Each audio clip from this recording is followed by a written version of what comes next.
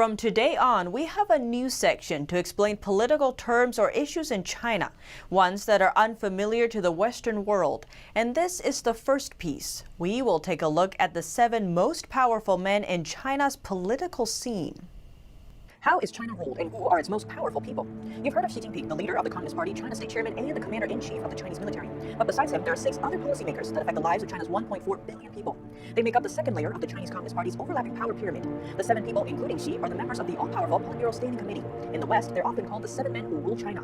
Each member of the committee is in charge of certain aspects of China's society. For example, Li Keqiang, China's vice premier, is in charge of economics, and Wang Yang, who recently made the U.S. sanctions list, is in charge of the United Front system. That's the department working to infiltrate politicians and organizations abroad to serve the Communist Party's goals. Another man on the sanction list, Han Zhen, is responsible for Hong Kong policies. He was named as a target for sanctions due to Beijing's recent crackdown on Hong Kong's freedom. Members of the Standing Committee are, on the surface, decided by the Communist Party's 205-person Central Committee, but most are actually nominated in advance by previous members of the Standing Committee.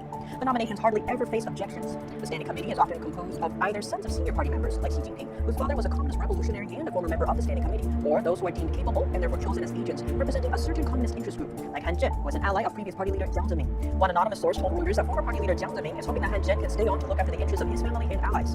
The 7-man group is essentially composed of people chosen to represent different interest groups within the Communist Party.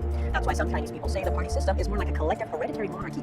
Instead of having one person inherit the power, the party ensures that the political and economic interests of different party groups are protected by the 7 people. There's also an unspoken rule. No matter how many evil deeds a person commits, as long as he's appointed to the Standing Committee, he won't have to worry about the consequences. That's because as long as he doesn't try to overthrow the party or its leader, a Standing Committee member rarely, if ever, faces criminal charges. And that's all for today's China in Focus. Thanks for watching and see you tomorrow.